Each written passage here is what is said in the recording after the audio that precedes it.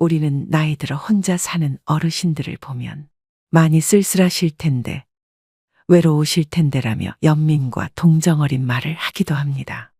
하지만 역설적이게도 혼자 사는 사람의 행복지수는 2인 이상 가구보다 훨씬 높다고 하는데요.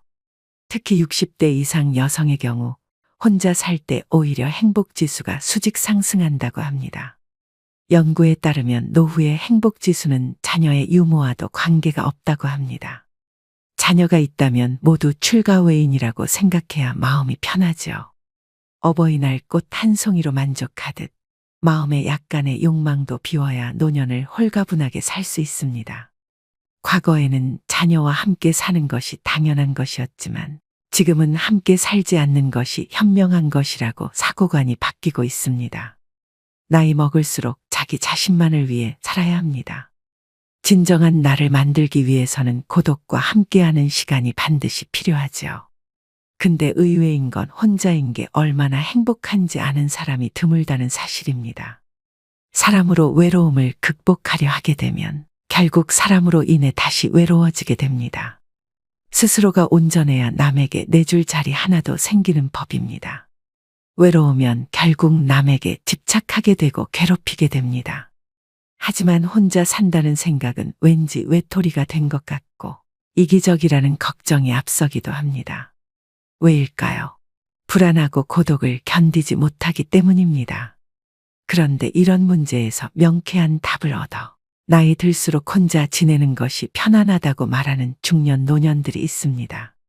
이들은 어떻게 만족도는 높고 고민도는 낮은 혼자서도 행복하게 사는 삶을 얻을 수 있었던 것일까요? 외롭지 않게 행복한 노후를 지내고 싶다면 오늘 영상을 끝까지 시청해 주시길 바랍니다. 오늘의 영상으로 구독자 여러분 모두 마음이 다이아몬드처럼 단단해지시는 계기가 되길 소망합니다. 먼저 혼자서도 잘 지내는 사람들의 특징 첫 번째는 나에게 좋은 사람으로 살면 된다는 원칙으로 살아갑니다. 혼자 잘 지내는 사람은 모두를 만족시려고 애쓰지 않습니다. 적당한 관계라는 원칙으로 마음 편한 사람에게 집중하면 된다는 생각입니다. 그럼 이제 마음 편한 사람에게는 어떻게 대하는 것이 좋을까요? 한마디로 말하면 무조건 잘해주려고 하지 않습니다. 의무감으로 해주는 것과 진심으로 좋아해서 해주는 것은 다르기 때문입니다. 의무감으로 남에게 잘해주는 사람은 피곤합니다.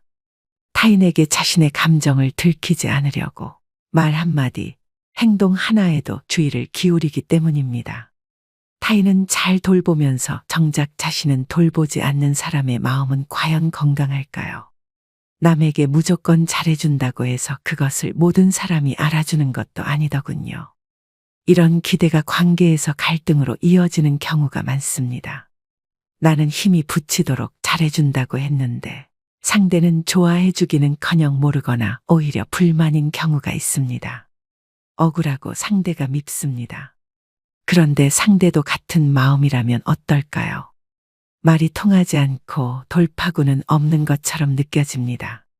그래서 어른들은 사람 마음이 내 마음 같지 않다고 말했었나 싶습니다. 상대가 내 마음 같기를 바라지 않으면 상처도 받지 않습니다. 그냥 상대는 이런 생각이란 걸 인정하면 편해집니다. 이런 마음 상태로 이르기 위한 해법으로 가장 먼저 상대가 부담스러워하지 않는 선에서 해야 합니다. 대가를 바라는 마음이 없어야 합니다. 무리하지 않는다는 것은 내가 좋아서 했기 때문에 상대 반응이 시원치 않더라도 불만이 없습니다. 가장 중요한 것은 나입니다. 나에게 좋은 사람으로 살면 된다는 마음가짐이 받쳐주기에 혼자여도 문제없고 혼자여도 정말 편할 수 있는 것입니다. 두 번째는 도전을 두려워하지 않습니다. 고독을 즐기는 사람들은 나이에 상관없이 의미 있는 도전을 합니다. 자신이 이루고 싶은 꿈, 목표가 있으면 실행에 옮기는 추진력이 있습니다. 자신에게 집중하는 시간이 많기 때문에 자신이 진짜 무엇을 원하는지 잘 알 수 있습니다. 나이가 들수록 나만의 취미생활과 배움의 끈을 절대 놓으시면 안 됩니다. 평균 수명이 길어진 지금 단순히 오래 사는 것을 목적으로 삼기보다는 여생을 얼마나 아름답고 가치 있게 사느냐가 관건인 시대이죠. 우리 세대가 다들 그랬듯 저도 30대까지는 사회 구조에 맞춰 살기 바빴습니다. 외적으로나 내적으로 나를 돌아볼 진중한 시간을 갖지 못했습니다. 그러다 50대를 지나면서 어떤 인생의 막을 보내야 가치 있을까 싶더군요. 동시에 자녀 세대에게 존경받는 부모가 되려면 어떻게 노후를 보내야 할까라는 고민도 생겨났습니다. 요즘엔 여기저기서 혼자서도 재미나게 사는 어르신들의 이야기가 많이 보입니다. 그 중에서 여러분들께 도움이 될 만한 분들의 글을 한번 가져와 보았습니다. 댄스 스포츠를 배우고 있는 김순옥 씨는 이렇게 말합니다. 주변에 은퇴하신 분들을 봤는데 아직 할머니, 할아버지라고 하기엔 너무나 젊고 건강한 분들이 많은 거예요. 결국 외적인 부분도 중요하지만 정신적인 부분도 테라피가 필요하다고 느꼈죠. 오래전부터 댄스 스포츠를 취미로 하고 있었는데 그게 제격이다 싶었어요. 음악이 지니는 치유 효과와 더불어 춤을 통해 전신 운동이 가능하니 너무 좋잖아요. 제가 느꼈던 그 매력과 즐거움을 전파하고 싶은 마음에 주변 사람들에게 추천하고 있습니다. 김순옥 씨의 말처럼 무엇인가 배우고 즐기겠다는 생각으로 시작보세요.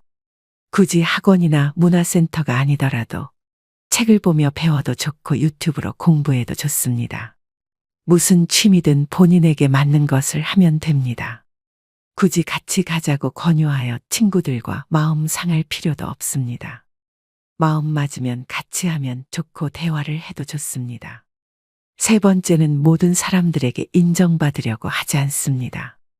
혼자 잘 지내는 사람들은 인간관계에서 모든 사람들과 잘 지내려고 하지 않습니다. 그리고 모든 사람들에게 인정받으려고 하지 않습니다. 서로가 다르다는 것을 인정하고 서로가 맞지 않는다면 그것 또한 인정합니다. 내가 사람들로부터 인정받고 싶은 마음이 없으니 자연스럽게 타인의 기대에 맞춰서 살 필요가 없는 것이죠. 사람들은 사람들이 자신을 사랑해 주길 바라고 인정해 주길 바랍니다. 내 편이 되어 주길 바라는데 혼자 잘 지내는 사람들은 사랑과 인정을 타인에게 바라지 않지요. 내가 상대에게 바라는 기대와 바람이 없으니 실망할 일도 없습니다. 인간관계에서 오는 소외감, 외로움도 없지요. 외로움은 혼자 있어서 느끼는 것이 아니라 상대에게 이해받지 못해서 외롭다고 느낍니다. 그러니 가족이 있고 연인이 있다고 해서 외로움을 안 느끼는 것은 아닙니다. 혼자서 행복한 노후를 보내기 위해서는 남에게 인정받고자 하는 마음부터 버리셔야 합니다. 네 번째는 자신감이 있습니다. 고독을 즐기는 사람들은 혼자 있는 시간에 내적 성찰과 취미 등 외적 성취를 이루어냅니다. 사람은 혼자 있는 시간에 자신을 깊이 있게 바라볼 수 있습니다. 내면을 바라보고 성찰하기 때문에 내적으로 성숙됩니다. 외적으로는 취미나 공부 등을 하면서 자기 개발을 합니다. 내적으로 단단해지고 외적으로 성취를 이루니 자연스럽게 자존감이 상승합니다. 자존감 상승은 자신감으로도 이어져 여유 넘치는 마음이 듭니다. 혼자서도 잘 지내는 사람들은 안정감은 자기 안에 있는 것이라는 점을 잘 알고 있습니다. 여유 있는 마음은 상황을 객관적으로 바라볼 수 있게 해주고 올바른 선택을 할 수 있게 해줍니다. 일이 잘못되거나 실패할 확률도 그만큼 줄어들게 됩니다. 작은 일, 큰일 할 것 없이 성공을 하는 횟수가 늘어나게 되고 자신감, 자존감이 상승하는 선순환이 발생합니다. 이런 선순환은 삶을 긍정적으로 바라보게 해주니 삶 자체가 긍정적으로 흘러갑니다. 설사 실패를 하더라도 그 상황에서 할 수 있는 긍정적인 것을 발견하고 다시 일어섭니다. 이렇게 어려움을 극복해냈으니 다시 자신감 상승의 선순환이 발생되는 것입니다. 지난 세대엔 인생의 절정기가 45세였다면 앞으로는 75세가 될 것입니다. 흔히 100세 시대라고 하죠. 인생 2모작이 아니라 3모작을 해야 하는 시대가 온 것입니다. 하지만 사람들은 현재의 생활에 급급한 나머지 갑자기 주어진 길고 긴 인생 후반전을 어떻게 준비해야 할지 아직 잘 모르고 살고 있습니다. 그냥 주어진 오늘 하루 또 열심히 살면 되는 것 아닌가 하는 생각이 나중에 주어질 인생 후반전을 맞아 여러분을 몹시 어리둥절하게 하고 더욱 힘들게 만들 수 있습니다. 노후가 비참해지지 않으려면 나 자신을 믿고 사소한 것이라도 스스로 할 수 있다는 자신감부터 가지는 것이 제일 중요한 첫 번째 자세입니다. 다섯 번째는 자신의 시간을 관리하는 능력이 뛰어납니다. 언제 일어나서 어떤 시간에 무엇을 할지가 명확합니다. 혼자 잘 지내는 사람은 나이 들수록 하루의 계획을 세우고 계획에 따라 실천합니다. 스스로의 시간을 즐기고 자유롭게 자신의 일정을 잘 관리하고 효율적으로 일을 처리합니다. 자신의 성장을 위해서 운동도 하고 마음도 관리하며 책도 읽습니다. 남는 여가 시간에는 다양한 활동을 즐기면서 새로운 인연을 만들어 나가기도 합니다. 취미 동호회나 다양한 모임에 참여하여 자신의 관심사를 공유하고 새로운 친구를 만들 수 있습니다. 혼자 잘 지낸다고 해서 사람을 기피하는 것이 아닙니다. 때와 장소에 따라서 사람들과 잘 어울립니다. 또한 이를 통해 자신의 자립심을 강화할 수 있으며 자신의 목표를 달성하기 위해 노력합니다. 내가 무엇을 했을 때 행복감을 느끼는지 잘 알고 있습니다. 책 읽기, 요리하기, 운동하기 등 자신만의 관심사를 즐기는 것은 삶의 질을 높이는 중요한 요소입니다. 이를 통해 자신에게 자부심을 가질 수 있고 스트레스를 푸는 효과도 있습니다. 혼자 있는 시간에 목표로 한 것을 차근차근 이루어 갑니다. 보통은 나이가 들어서 무언가를 다시 시작한다는 것에 대한 두려움이 있게 마련입니다. 그러나 고독을 즐기는 사람들은 평소에 꾸준한 내적 성찰로 내면에 힘이 있으니 자기 확신이 있습니다. 이런 내적 힘이 나이에 상관없이 또 두려움 없이 자신이 원하는 것을 포기하지 않고 이루어 갈 수 있게 만드는 원동력인 것입니다. 오늘은 나이 들어서도 혼자 잘 지내는 사람의 특징에 대해 배워보았는데요. 사람들은 살면서 가장 힘든 게 인간관계라고 말합니다. 어떤 분들은 허무하다고도 합니다. 20여 년간 그렇게 친구들 경조사를 챙기고 부르면 나갔건만 나 어려울 땐 콧배기도 보이지 않는 친구로 배신감을 느끼는 사람, 직장을 잃거나 사업이 망해서 외면하는 친구 때문에 차가운 현실을 실감한 사람도 있습니다. 하지만 끊고 싶어도 그동안 쌓인 정 때문에, 추억 때문에 끊기도 쉽지 않습니다. 요즘엔 혼자 사는 것이 오히려 편하고 즐겁다고 말씀하시는 분들이 많습니다. 사람으로 인한 실망과 갈등이 적으니 스트레스도 적습니다. 인간관계에 집착하지 않자 더 만족스러운 인간관계가 되었습니다. 오히려 가장 불행한 사람은 혼자 사는 사람이 아니라 마음이 맞지 않는 사람과 같이 사는 사람이죠. 이제는 혼자 사는 노인에 대한 시선도 더 이상 외로움과 쓸쓸함, 인생무상이라는 편견에서 편해 보인다로 이동하고 있는 것 같습니다. 혼자서도 잘 지낸다는 것은 남에게 의지할 필요가 없을 정도로 스스로에 대한 멘탈이 아주 강하다는 증거입니다. 멘탈이 건강한 사람은 당연히 인간관계도 마찬가지로 건강하기 때문입니다.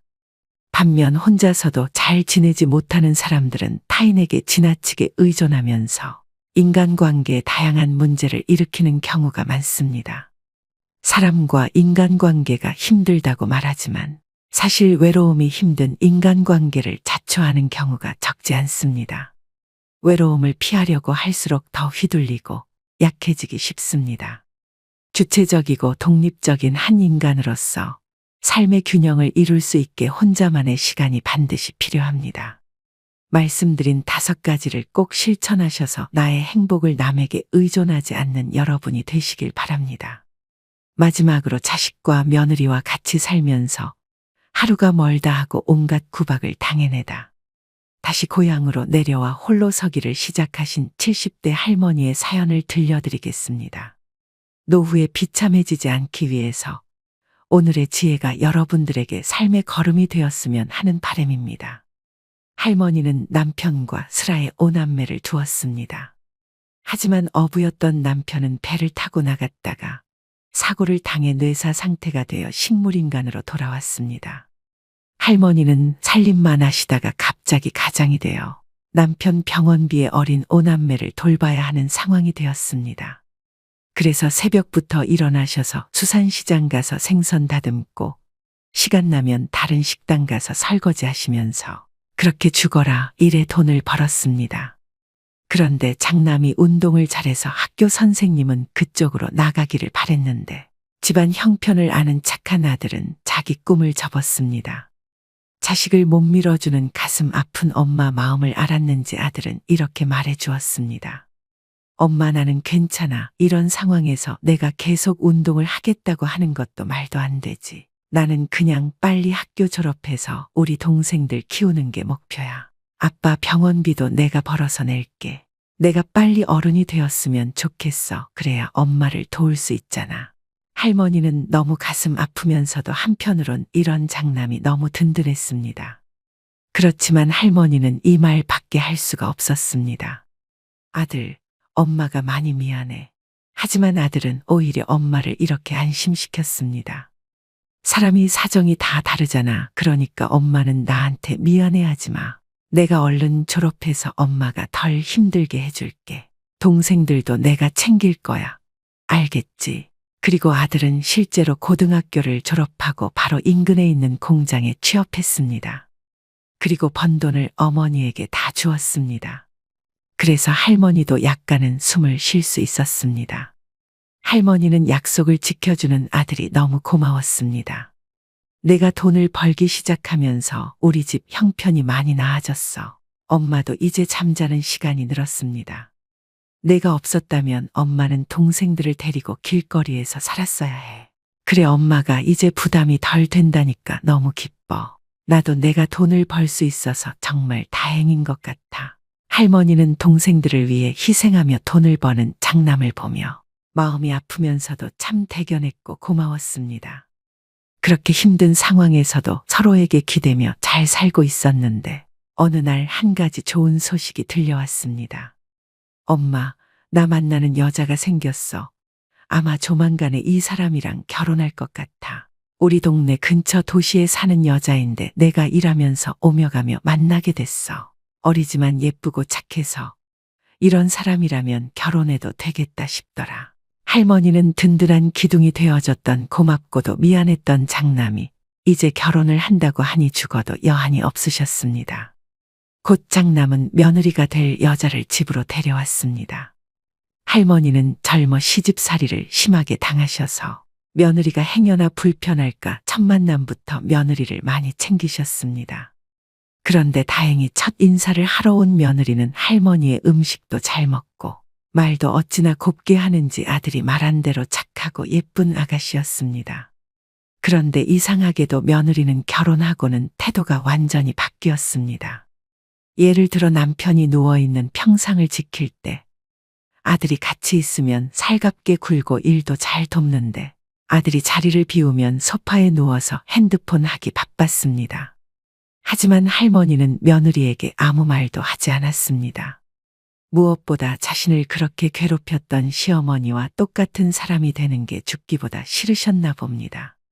뇌사 상태로 오랫동안 병원에 있었던 남편은 기어이 세상을 뜨고 말았습니다. 젊은 시절에 만나 고단한 세상 함께 헤쳐나가면서 힘들지만 단란하게 아이를 낳고 키우던 그 추억을 그리며 얼굴이라도 보고 손이라도 잡을 수 있었건만 그런 할머니의 마음도 몰라주고 남편은 기어이 세상을 뜨고야 말았습니다. 그렇게 할머니는 남편 장례식을 치루었습니다. 그리고 남은 자식들도 이제 다 커서 출가하고 결혼을 했습니다.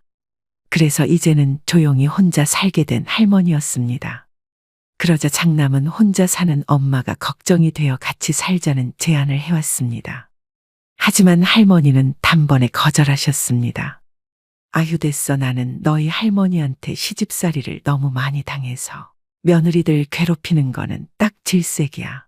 내가 너희 집에 가면 며느리가 얼마나 괴롭겠어. 그러자 이번엔 며느리가 아들을 통해서 할머니의 집하고 자기들 가진 돈을 합쳐서 같이 살자는 제안을 해왔습니다. 하지만 할머니는 며느리 눈치가 보여 가기가 싫었습니다. 고부 갈등이 얼마나 고통스러운지 알았기 때문이었습니다. 그런데도 며느리는 장남과 찾아와서 할머니에게 같이 살자고 계속해서 설득했습니다. 저는 진짜 어머님하고 같이 사는 거 좋아요. 그러니까 이 집하고 우리가 지금 사는 집도 팔아서 더 넓은 곳으로 이사 가서 같이 살아요. 어머니만 괜찮으시면 저는 언제든지 환영이에요.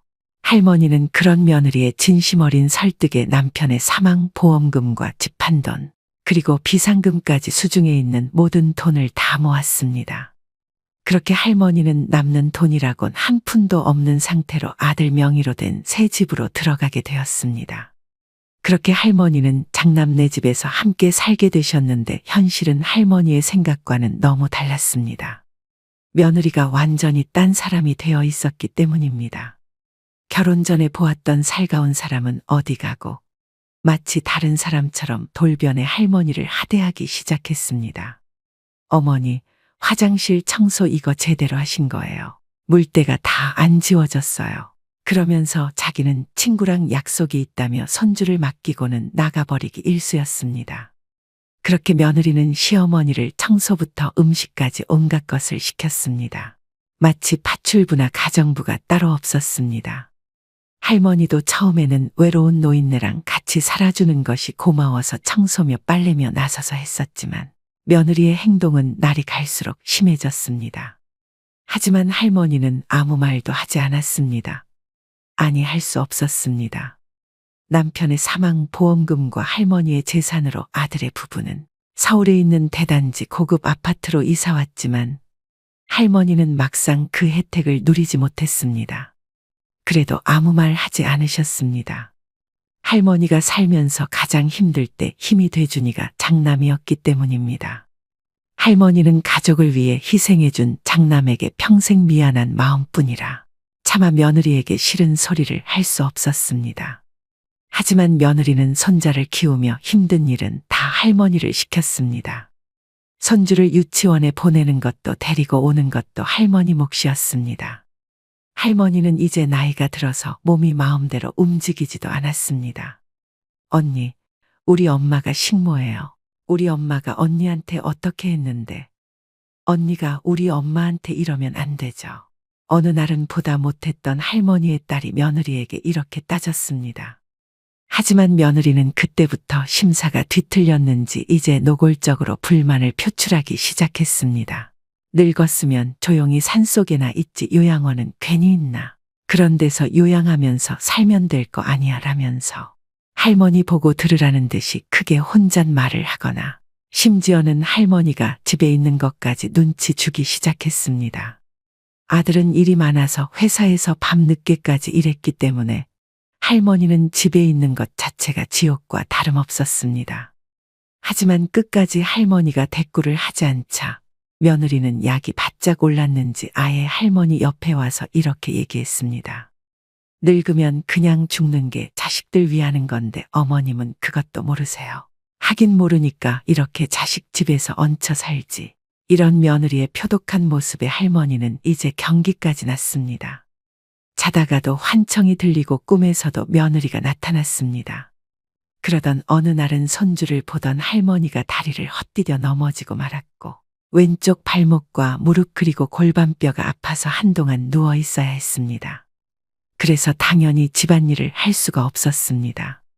그때부터 며느리의 구박은 더 심해졌습니다.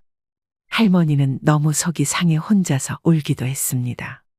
그러다가 이러다 죽겠구나 싶었던 할머니는 며느리의 실체를 자식들에게 알려야겠다고 마음을 굳게 먹었습니다.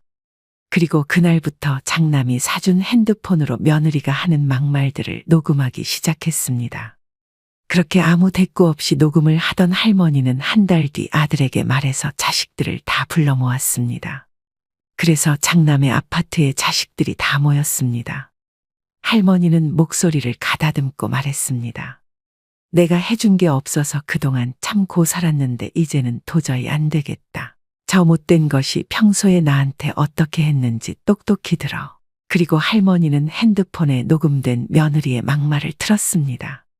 노인네가 너무 오래 사는 것도 가족들한테 민폐인 거 알아요.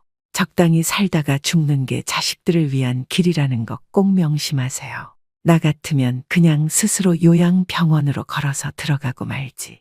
이렇게 며느리한테 병수발 들게 하는 거 미안하지도 않아요.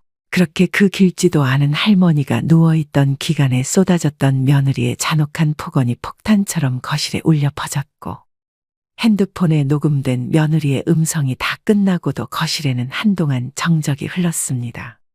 자식들은 큰 충격에 빠졌습니다. 특히 효심이 깊었던 장남은 아내가 평소에 워낙 다른 사람처럼 행동했기 때문에 당혹을 넘어 큰 충격에 빠졌고 아무 말도 할 수 없었습니다.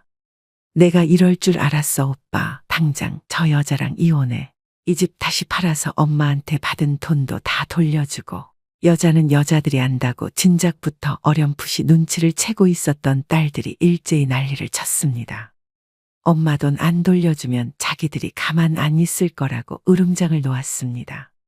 며느리는 눈치를 챘는지 이미 친정으로 도망가고 없었습니다. 그래서 딸들이 친정을 찾아가 뒤집어 엎겠다는 걸 할머니가 겨우 말렸습니다. 그도 그럴 것이 평소 딸들이 엄마를 모시고 살아주는 게 고마워서 며느리에게 조금씩 쥐어준 돈만 해도 1,000만 원이 넘었습니다. 그리고 행여 엄마한테 피해가 갈까 며느리 눈치를 많이 보았습니다. 그러니 얼마나 배신감을 느꼈을까요? 장남은 두 얼굴에 와이프와 대판 싸웠고 끝내 이혼 수순을 밟았습니다. 장남이 너무 충격을 받아 이혼 의지가 완고했습니다. 그 후 할머니는 바로 고향으로 돌아왔고 혼자 사는 게 오히려 마음 편해졌다 하십니다. 물론 고향에 내려오니 남편 생각도 나고 공허한 기분이 안 드는 것은 아니지만 그래도 며느리와 함께했던 그 지옥 같은 날들을 생각하면 이렇게 남 눈치 안 보고 마음 편안하게 살 수 있음에 감사함을 느낀다 하십니다. 오늘의 영상 어떠셨나요? 오늘도 노후의 지혜와 함께 해주셔서 감사드립니다. 황금빛으로 무르익어가는 여러분의 지혜로운 인생을 언제나 응원합니다.